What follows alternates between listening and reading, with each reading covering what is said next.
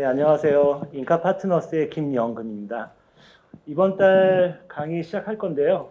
일단 기상도 먼저 보시고 가시면 제가 날씨에 캐스터가 된 것 같은데 기상도가 이게 보기 되게 편해가지고 저희가 이제 만들어서 보내고 있는데 요 파란색이 이제 지난달의 투자 매력이고요. 요게 바가 투자가 얼마나 투자 매력도거든요. 매력도 점수인데 요게 50점 이상이면 굉장히 매력적인 거고요.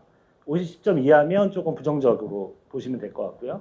그 다음에 이제 요 옆에 게 이제 지난달이고 요번 게 이번 달. 그러니까 8월 말이죠. 여기 7월 말 기준이고.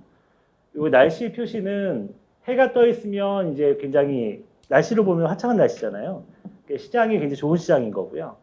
뭐 구름이 껴 있거나 아니면은 뭐 천둥번개 치거나 비가 오면 좀 이제 계절로 보면은 가을 겨울로 넘어가는 보통 이제 자산시장을 봄, 여름, 가을, 겨울로 표현을 하는데 보통 봄이 이제 시장이 이제 테이크업하는 시기, 그 다음에 여름이 이제 한참 올라가는 시기, 가을이 꺾이는 시기, 겨울이 폭락하는 시기 이렇게 보시면 되거든요. 요거는 이제 여름에 해당되고요. 예, 요거 천둥번개 치는 거는 겨울에 해당되고, 이렇게 비가 오는 거는 가을에 해당되고요. 이렇게 보시면 될 것 같습니다. 그래서 현재 미국 증시 같은 경우는 지지난달에, 그러니까 전달에 30 좀 넘었었는데 좀 더 떨어졌죠. 예, 더 떨어졌는데 이런 부분들은 이제 뭐 실적이 좀 많이 나빠지고 있어요. 기업들이 나빠지고 있고 밸류에이션이라고 하는 이제 고평가 저평가돼 있는 그 부분도 지금 미국 같은 경우는 굉장히 고평가돼 있거든요. 지금 많이 빠진 것 같아도 아직도 고평가예요. 그러니까 조금 더 많이 빠져야 이제 저평가 구간 들어오는데 고평가돼 있는 데다가 모멘텀이 나빠지고 있으니까 기업 이익이라는 게 모멘텀이거든요. 모멘텀이 나빠지고 있으니까 점점 이렇게 좀 떨어졌죠. 예, 좀 더 떨어졌고요. 이 정도면 이제 지금 조심해야 되는 상황이죠. 이때도 조심해야 되는 거지만 한국 증시 같은 경우는 약간 올라가긴 했는데 그래도 아직 50점을 안 넘기 때문에 아직은 겨울이라고 볼 수 있고요. 그 다음에 미국 장기 국채, 이거는 미국 국채 시장인데 좀 만기가 긴 장기 국채인데 보통 장기 국채 같은 경우는 경기가 좋을 때는 금리가 이렇게 따라 올라가기 때문에 별로 투자하면 수익이 안 나요. 오히려 손실이 나고요. 장기 국채는 언제 투자하냐면 경기가 침체에 빠질 때, 그리고 시장이 이제 주식시장이 좀 급락할 때, 그때 이 장기 국채가 하나의 이제 좀 해지 수단이거든요. 그러니까 갖고 있으면 이제 수익이 날 수도 있고 안 날 수도 있지만 큰 손실은 안 나고, 그 다음에 안전자산이기 때문에 이제 이쪽이 안 좋을 때 이쪽에 투자를 하는 개념인데 지금 장기 국채 같은 경우는 점점 매력도가 올라가고 있죠. 예. 그래서 지금 정도 금리면 이렇게 10년물 기준으로 지금 3.4%뭐 이렇잖아요. 그 정도면 지금 경기 침체가 오고 있기 때문에 그 정도면 더 올라가기는 쉽지 않아요. 그러니까 단기 금리는 연준이 금리를 막 올리면 따라 올라가는데 이런 장기 금리 같은 경우는 경기를 반영하거든요. 경기가 침체에 빠지면 잘 못 올라가고 있다가 나중에 경기가 침체에 빠지거나 이제 증시가 급락할 때 증시에서 빠져나온 자금이 국채로 이동하면서 이제 금리가 떨어지게 되는 거죠. 금리가 떨어지면 국채는 가격이 올라가요. 네, 그래서 이쪽에서 좀 투자 대상 중에서는 이게 가장 매력적이고요. 그 다음에 에너지 같은 경우는 저희가 한 서너 달 전에는 이렇게 높았었는데 점점 이렇게 줄다가 지금 지지난달에 이제 처음 이제 50 이하로 줄었고요. 그 다음에 이번 달도 좀 더 줄었죠. 그래서 이 에너지는 여름이었다가 이제 해가 떴다가 지금 비가 오고 있는 건데 이 부분도 이 경기 침체 영향을 받고 있는 거예요. 그러니까 에너지 가격이 많이 올랐잖아요. 원래는 바닥이 25불이었거든요. 국제유가가. 25불서부터 100불까지 오른 거예요. 그러니까 130불을 찍고 내려갔죠. 그러니까 많이 올랐기 때문에 이제 투자 매력은 점점 줄었고요. 지금은 좀 투자하기는 어려운 상황. 그 다음에 지난번에 한 석 달 전인가 여기 깰 때 저희가 차익 실현을 얘기를 했는데 차익 실현 해야 되는 상황인 거죠. 지금은 근데 유가는 길게 보면은 그렇게 많이 빠질 것 같지는 않아요. 왜냐하면 이제 장기 수급이 굉장히 공급이 부족하기 때문에 이번 경기 침체 반영해서 좀 조정을 하겠지만 크게 빠지는 것보다는 약간 기간 조정 좀 하다가 나중에 경기 침체가 어느 정도 반영이 끝나면 오히려 내년에 이번 경기 끝나면 침체 끝나면 다음에 올라갈 때는 아마 200불로 넘어가지 않을까. 국제유가가 그렇게 보고 있거든요. 그래서 이번에 조정할 때 좋은 기회가 생길 것 같고요. 그 다음에 달러 같은 경우는 여전히 해가 떠 있죠. 예, 달러는 지금 최장인 것 같아요. 저희가 이거 기상도 만든 이후로 계속 해가 떠 있는데 달러는 지금 계속 강세로 갈 수밖에 없는 상황이에요. 그러니까 달러 강세로 간다는 건 달러가 이렇게 해가 떠 있다는 거 원 달러는 어떻게 된다는 거죠? 원 달러가 올라갈 수밖에 없는 상황이라는 거죠. 왜냐하면 달러 강세라는 건 원화 약세를 의미하고요. 원화 약세라는 건 원달러 환율이 계속 올라가는 그런 상황이라고 볼 수 있습니다. 그래서 만약에 달러를 지금 들고 있다. 그러면 당장 달러를 환전할 필요는 없다라는 거죠. 원화로. 조금 더 들고 가도 된다는 거고요. 저희가 이제 요 달러를 분석할 때 가장 중요한 게 이제 달러의 유동성이 중요한데 지금 이제 긴축을 되게 심하게 하고 있잖아요. 금리도 올리고 연준이 통화를 줄이려고 하고 있잖아요. 인플레 잡으려고. 이게 뭐 짧으면 내년까지, 그다음에 길면 앞으로 3년 동안도 계속 이어질 수 있어요. 그다음에 이제 그 양적 긴축이라는 QT라는 개념이 있는데 양적 완화를 해놓은 자금을 지금 다시 회수하고 있거든요. 양적 긴축을 처음 시작했다가 조금씩 하고 있는데 이제 9월서부터 좀 많이 해요. 근데 양적 긴축이 시작되면 달러가 약세로 가기가 좀 쉽지 않아요. 그래서 저희가 볼 땐 달러 강세는 앞으로 내년까지는 무조건 달러 강세가 될 것 같고 그 다음에 잘못하면 한 2, 3년간 달러 강세가 지속될 수도 있어요. 그 얘기는 지금 현재 원달러 환율이 많이 오르고 있지만 이게 쉽게 안 꺾인다는 거죠. 저희가 이제 원달러 같은 경우는 참고로 말씀드리면 1350원에서 1400원 정도 얘기를 했었잖아요. 근데 거기를 들어왔죠, 이번에. 들어와서 지금 1380원인가요? 거기까지 올라왔는데 1400원을 앞두고 있죠. 근데 저희가 볼 때는 1400원 이상도 갈 수 있는 상황이에요. 근데 그 위가 얼마까지 갈지는 알 수가 없어요. 사실은. 갈 때까지 가는 건데 그게 뭐 1500원을 갈 수도 있고 1700원을 갈 수도 있어요. 원달러는 위가 열려 있다고 볼 수 있어요. 이게 얼마까지 갈지 저도 모르고. 근데 방향성은 알 수 있거든요. 저희가 인디케이터를 개발한 게 있는데 그 인디케이터는 계속 우상향하고 있어요. 그게 꺾이지 않고 있기 때문에 그게 꺾이지 않는 이상 계속 위로 바라볼 수밖에 없는 거예요. 그게 꺾이면 말씀을 드릴 거고. 저희가 다른 거는 몰라도 환율은 되게 잘 맞추는 편이라서 지금까지 그렇습니다. 그래서 에너지 가격 뭐 지금 현재 딱 보고 뭐 하나 투자한다 그러면 자기 국채하고 달러 정도밖에 없겠죠. 그 다음에 이제 보고서에 보시면 이렇게 총평이 나와 있어요. 총평에 보면 자세히 설명이 나와 있으니까 한번 참고해 보시면 될 것 같고요. 그 다음에 이제 저희가 한 달에 한 번씩 이슈를 다루는데 이번 이슈는 천연가스 공급 부족이 가장 큰 이슈죠. 지금 현재. 그래서 천연가스가 왜 공급이 부족하고 이 천연가스 공급 부족이 이 미치는 영향들이 있어요. 이런 사태가 영향이 미치는데 그런 것들을 좀 다뤄봤는데 일단 천연가스 가격이 지금 굉장히 많이 오르고 있죠. 굉장히 많이 오르고 있는데 물론 유가도 많이 올랐지만 천연가스 가격은 그냥 거의 로켓처럼 올라가고 있는 상황인데 가장 큰 이유는 러시아 전쟁 때문에 그래요.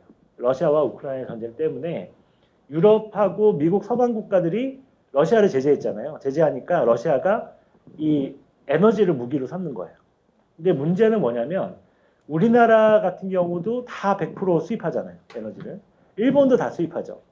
유럽은 그동안 어떻게 했냐면 바로 옆에 국가가 러시아니까 러시아로부터 천연가스를 파이프를 연결해가지고 갖고 왔어요. 이게 액화 천연가스로 쓰잖아요, 우리는. 그래서 원래 천연가스가 나오면 가스를 이렇게 액차처럼 만들어가지고 배에 실어서 오는 거거든요. 그러면 단가가 엄청 높겠죠. 근데 얘네들은 러시아가 있으니까 러시아에서 관을 뚫어가지고 땅 속에 관으로 바로 들어오는 거예요, 가스가. 그러니까 얼마나 싸게 썼겠어요. 그러다 보니까 이제 유럽이 러시아가 에너지를 다 대주고 너무 싸게 쓰니까 굳이 뭐 다른 나라에서 액화 천연가스 쓸 필요가 없는 거예요. 의존도가 점점 높아져가지고 이제는 완전히 의존을 하게 된 거죠. 그런데 이제 러시아 사태가 터지니까 유럽이 이제 나토가 이제 러시아를 견제하기 시작하니 러시아 입장에서는 그거를 유럽을 견제하려면 뭘 해야 되겠어요? 천연가스 끊는 거죠. 그래서 이제 푸틴 대통령이 이제 100% 가던 천연가스를 70%로 줄이고 30% 줄이고 지금 완전히 끊었죠. 완전히 끊었기 때문에 유럽 입장에서는 굉장히 난감한 거예요. 그래서 지금 에너지 위기가 오고 있죠. 유럽에. 유럽의 물가가 폭등하고 있어요. 미국은 게임이 안 돼. 그래서 이런 어떤 것 때문에 이제 천연가스 가격이 급등하는 건데 이게 우리나라한테도 영향을 줘요. 왜냐하면 한국하고 일본은 주로 미국산 천연가스 많이 썼단 말이에요. 중동도 많이 오지만. 근데 미국은 천연가스가 원래 남아 돌았단 말이에요. 얘네들이. 근데 유럽이 러시아에서 끊기니까 미국에 SOS를 치니까 미국이 액화를 시켜가지고 유럽으로 보내고 있어요. 우리나라한테 보낼 걸. 그러니까 우리나라가 어떻게 되겠어요? 부족하죠. 그러니까 이 러시아 거가 끝나고 유럽이 미국 거 쓰니까 미국 쓰던 한국과 일본이 부족한 거예요. 또 연쇄적으로 부족한 게 나타나는 거죠. 그래서 지금 현재 우리나라가 이 LNG, 그러니까 천연가스가 지금 재고량이 열흘치밖에 없다고 그러더라고요. 그러니까 이 겨울에 되게 큰일 난 거예요, 우리나라도. 그래서 지금 가스공사가 이제 요금을 올릴 생각을 하고 있는 건데, 지금 물량이 부족하기 때문에 우리나라도 지금 천연가스가 되게 부족할 것 같다, 올 겨울에. 부족 사태가 벌어질 것 같고요. 그래서 결국은 이런 부분들이 유가도 오르고 천연가스도 오르고 막 이러니까 우리나라는 이게 다 무역수지 적자로 나타나는 거예요. 그러다 보니까 이제 원화 약세가 더 부추겨지는 거고, 그 다음에 우리나라도 에너지 위기에서 자유롭지 않다, 올 겨울에. 우리나라는 지금 여러 안팎으로, 그러니까 내부에서는 부동산 위기가 오고 있고 외부에서는 에너지 위기가 오고 있기 때문에 환율까지 뛰니까 이거는 또 물가로 더 뛰게 하는 거거든요. 우리나라의 인플레는 이제 시작일 것 같다. 그러니까 미국은 피크아웃 얘기가 나오고 있지만 우리나라는 이제 시작일 것 같다라는 생각이 듭니다. 천연가스 가격 지금 여기까지 올라왔죠. 지금 2불에서 올라온 거예요. 거의 10불이니까 많이 올라왔죠. 근데 이게 이제 문제는 조금 이제 여기서부터 쉴 거예요, 아마. 왜냐하면 유럽이 이제 끊길 거 대비해서 많이 재고를 쌓아놔가지고 일단은 쉴 것 같아요. 일단은 유럽은 어느 정도 올 겨울은 뭐 장작을 떼든 석탄을 떼든 어쨌든 넘어갈 것 같은데 내년이 또 문제겠죠. 러시아 전쟁이 빨리 끝나야 될 텐데. 그래서 이 부분이 유럽의 경기 침체를 끌고 오고 있다. 유럽은 기본적으로 일본화되고 있다고 제가 많이 표현을 하는데 유럽 경제를 보면 일본을 보는 것 같아요. 옛날 90년대 일본. 90년대 일본이 그때부터 디플레이션에 빠져가지고 지금까지 디플레이션이잖아요. 그냥 계속 물가도 하락하고 금리도 제로 상태로 가고 그걸 이제 경제용어로 유동성 함정이라고 그러거든요. 유동성 함정이 빠졌다 그러는데 유럽도 일본처럼 돼가고 있어요. 장기 불황에 들어가고 있어서 유럽도 어떻게 보면 유럽 재정위기 2012년의 재정위기 이후로 계속 돈을 쏟아붓다가 지금 유동성 함정에 빠진 상태라 앞으로 금리를 올리기가 쉽지 않죠. 쉽지 않은데 유럽 경제가 이번 거 때문에 더 타격을 받기 때문에 결국은 침체에 빠지는 구조로 갈 수밖에 없다. 왜냐하면 유럽은 소비가 70%예요. 유럽도. 미국도 경제가 소비가 70%거든요. 우리나라는 수출이 70%지만 유럽과 미국은 소비 중심의 국가가 인플레가 폭등하고 에너지 가격이 폭등하고 폭등한다는 건 뭐예요, 결국? 소비를 못한다는 거죠. 사람들이 소비를 못해요, 인플레 때문에. 그래서 굉장히 타격이 크죠. 미국 같은 경우는 달러 강세를 보내서 인플레를 좀 죽일 수 있어요. 왜냐하면 수입하는 단가 떨어지잖아요. 자기 통화 강세로 가면.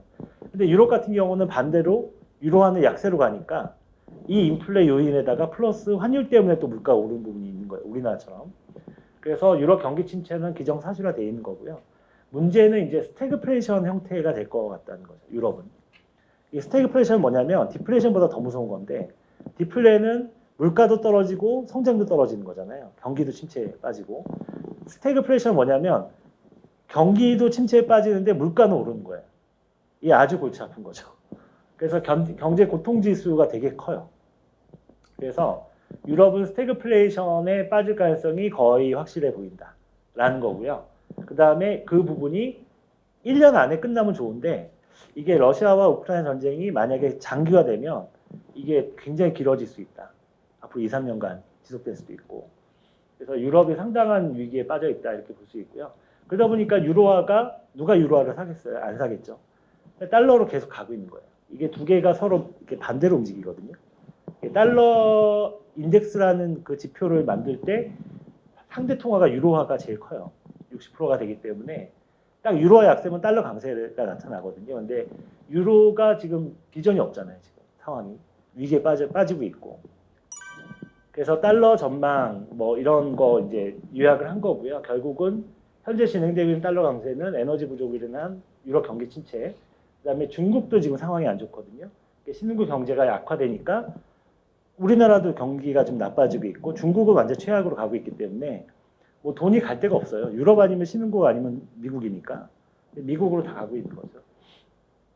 그다음 미국이 독자적으로 금리 인상을 워낙 강하게 하니까 다른 국가와의 금리 차 확대 때문에 금리가 높은 쪽으로 가거든요. 돈은.